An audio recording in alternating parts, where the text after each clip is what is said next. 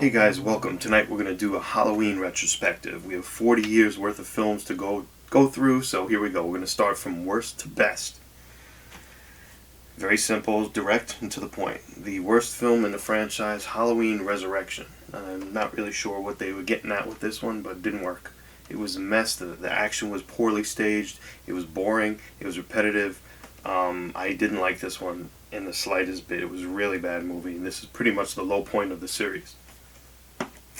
The second worst film I would pick is Halloween 5, The Revenge of Michael Myers. This was filmed back to back with Part 4, 1988, 89, right around there. And this was pretty bad. This was also starting to deviate from the original story, and this is where I think this is about the point of in the series where the series started feeling very tired and old and unfresh and boring and lame. This is pretty bad, this one. The next one up on the list, I'm going to put Halloween 6, The Curse of Michael Myers, also known as Halloween 666, The Origin of Michael Myers.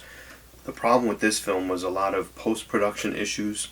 They were trying to, there was a little lull between part 5 and 6, and they, I guess, tried to, after they painted themselves into a corner with this, and you'll see what I mean if you've watched it, they tried to explain away half the stuff they did in this one, and it was just a muddled mess. It didn't make any sense. It strayed way too far. It was very unbelievable, and this was not working at all. I see what they were trying to do, but it had glimmers of hopes. It just didn't really come together for me. The next one up would be Rob Zombie's Halloween. He did a good job with this one. He actually captured the feel of the original film. It's basically like an exploitation version of the first Halloween movie. But he got all the beats, he got all the plot points, it worked, and it was pretty good. It wasn't great, but it was a noble effort, especially by Rob Zombie, who's not known to show restraint on a good day. He came out with this one. Speaking of no restraint, the one next up on the list, I'm going to put Halloween 2, Rob Zombie's Halloween 2. A lot of people despise this film when it came out, myself included. I did not like this one at all, but being a completionist, when I saw it I didn't like it, and I went ahead and bought it anyway. And after repeated viewing, I think I only watched it 2 or 3 times before I realized how much I really liked this film. What I originally didn't like, and what I think a lot of people didn't like about this film, is it doesn't feel like a Halloween movie. There's no theme, there's no music, there's barely Michael Myers' mask.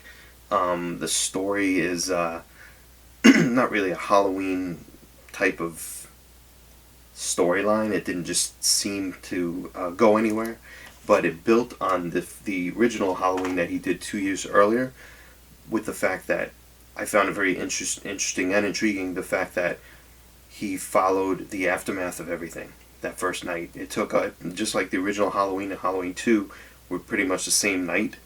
That's what he did with this one, and he picked it up a little while in the future as well. I don't want to spoil anything for anyone that hasn't seen it, but he picked up the aftermath of the rampage for Michael Myers from the original Halloween, and he showed how people were coping with everything, or trying to cope with it, or struggling to cope with it, including Michael.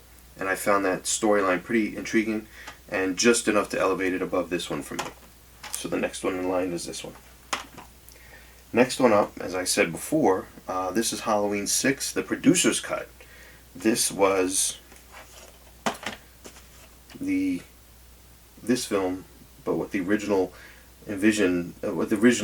producers had in mind and envisioned for this film before everyone got involved with cutting this to pieces. This is improves on that one quite a bit, because at least they had a few cool parts in it and everything else, and it did explain a little bit more. It pulled it more together, made it a little bit more cohesive. The main plus about this is the fact that it actually ended. If you saw the one in the theater, that was the theatrical cut, the one that they released to everybody originally before. I think this made it onto their Blu-ray set nowadays, but this concludes the film. The other film kind of left everything hanging, and unfortunately Donald Pleasence passed away, and it was never able to be rectified properly. This at least kind of ties it up. Even if it was a stupid way to tie it up, it at least tied it up, explained stuff, and kind of closed out that story arc for Halloween and Michael Myers. So I appreciated this much more. It's definitely much better than the other cut. Next up on the list is Halloween H2O. Scream. This was basically released right around when Scream was, and it's a Dimension film, and Scream is their baby, so they went ahead and made everything like Scream. This feels exactly like Scream, but they did a good job with this film. They did a good job picking it up 20 years later. Literally 20 years later. It was released 20 years after the first Halloween. That was the big marketing push for it. It had a good cast. They introduced Josh Hartnett. They had Michelle Williams in it. LL Cool J was in it. He was good. Jamie Lee Curtis came back. Adam Arkin, who's awesome. I always liked him in Chicago Hope, which never got any love, that show. He was awesome in that show, as well as a lot of cool films and other cool roles and character actor roles as well. But he was really good in this. So I like the cast in this. I did like where they went with this movie. Good action sequences, good kills, good pacing. This was a good film. The next one up on the list for me, and I can't make it any higher although I want to, is the original Halloween 2. It starts off great, and then it just doesn't go anywhere. It gets very slow and very muddled, and it really takes forever to pick up towards the end again. I don't like how they made Jamie Lee Curtis like this strong, confident person. I know she was recovering for her injuries earlier that night in Halloween, but she seemed like a damsel in distress type of thing, and I didn't like where they went with her on that. I didn't quite love this movie very much. I wanted to. Leo Rossi had a very early role in here. Leo Rossi, the star of Relentless series. I love that guy. And even he was in a small role, but he shined. He shone in it. He was great. Shone? Shined? Whatever. He was great in it. Other than that, the movie was not fantastic. The next one up on the list for me, and this may get a little hate from people, but I put Halloween 2018, the remake sequel, ignore all the other sequels, remake. I thought it was good. I didn't think it was as good as everybody said it was going to be. I was talking to my wife about this, and I think it was better than I expected it to be, but it wasn't as good as I hoped it would be, if that makes sense. The filmmakers, I think hype kills movies all the time. Hype kills movies. Anytime I hear something is really good and it's touted and built up, I usually try to avoid it because it's usually going to be a letdown and be like, really, this is what everyone was talking about. I saw this pretty early on, but the reviews preceded it for quite a while, and it was good. But the reviews, the filmmakers were saying themselves like, this is the ultimate be-all, do-all, end-all sequel. You can throw away all the sequels, pretend nothing else happened. This is going to be it. Didn't do that at all for me. It was good. It was paced well. I do like how it literally picked up 40 years later. I don't like how they avoided the fact that she was no longer Michael's sister. They just avoided that. They took that out and went a different direction with it. I kind of liked that aspect to it. That made a little more sense to me as to why he was so drawn to her. I know not having a backstory and not having a reason for stuff is scary because it's just random and pointless. But after 40 years and still being like that, I think they needed that key element. Other than that, I think it was a pretty solid film. It was good. It was just overhyped, as a lot of films are nowadays. Next one up on the list, I really enjoyed 1988's Halloween 4. This is after Part 3 came out, and it didn't have Michael Myers in it. It was the one with the masks, and people were all up in arms that Michael Myers wasn't in it.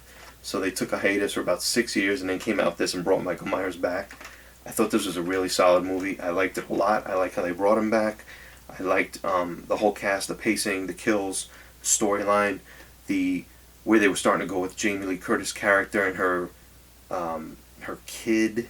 I don't really get into much. Again, I don't still like spoiling things, although everyone's probably seen things that have been out 30, 40, 50 years. I don't like to spoil movies, so I try to be vague. This was a really good movie. This was a really good one. The theme was strong. It was a good movie. Very good one.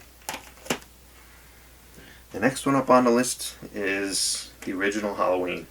Of course, the media release with Michael Myers being spelt wrong. Isn't that great? I love that. What can you say about Halloween? It's classic. If you haven't seen it, you've been living under a rock. It's a brilliant movie. It's still 42 years old, but it's considered pretty much the modern horror slasher classic. And I know they had Black Christmas before it and Psycho and all these other things. This really kind of set the pace for everything to follow. And it's an unmitigated classic. It really is.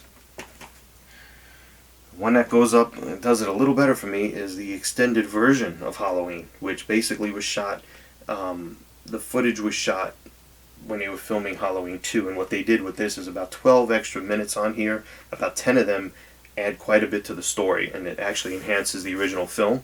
But they did that because they thought if, when they broadcast the original Halloween on TV, so many things were going to be objectionable, or stuff was going to be cut out, or they had to make it longer to fit in certain spots, that he filmed other footage and they fleshed out some of the story that wouldn't be objectionable for TV viewing, but it ended up enhancing quite a bit of the film. A lot of stuff between the Doctor and Michael when he was younger.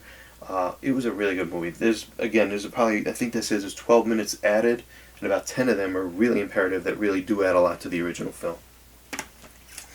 And lastly, no, it's not an eye-rolling business, like, oh, it's just cool to be like this, but I really feel that Halloween 3 is the greatest in the entire franchise. This is the one with the masks and the, hey, 8 more days to Halloween. Yes, I'm singing. Silver Shamrock, all that. Brilliant movie from beginning to end. An amazing cliffhanger of an ending. One of the greatest endings ever, I think, in a horror film. The whole pace is great for this. The music is phenomenal. The atmosphere is great. The story is original. It's mean-spirited. It's just great. It does have nods to Halloween. It's just a brilliant movie. Halloween 3, Season of the Witch. What they originally did is they were going to kill Michael Myers off after part 2, and then they were going to have a standalone Halloween film released every year after that. Basically just totally different. Like, oh, this would be about this, and then they'd have one about this story, and they'd have one about this one. Totally unconnected. But this was so poorly received just for the fact that Michael Myers was absent. They're like, this is not a Halloween film. I still hear that today. So many people I speak to the people about, and they all said it would be good if it wasn't called Halloween. That's ridiculous. This is a brilliant movie. Fantastic from beginning to end. Tom Atkins is in it. I mean, come on. That guy is just like the man. It's a great movie. And over the years developed, deservedly so, a very strong cult following. So check Halloween 3 out. So again, we're going to go down the list. Best. Second, the extended version. Third, the original Halloween. Fourth, just so happens to be Halloween 4. The fifth best is 2018's remake pseudo-sequel Halloween. 5 is Halloween 2. 6 is H2O. 7 is Halloween 6, the producer's cut. There's a big difference. 7 is Rob Zombie's H2, Halloween 2. 8 is Rob Zombie's remake, Halloween. I lost count already. The next one is Halloween, The Curse of Michael Myers. This was a theatrical version of Halloween 666, The Origin of Michael Myers, or Halloween 6, the producer's cut is what it's also known as.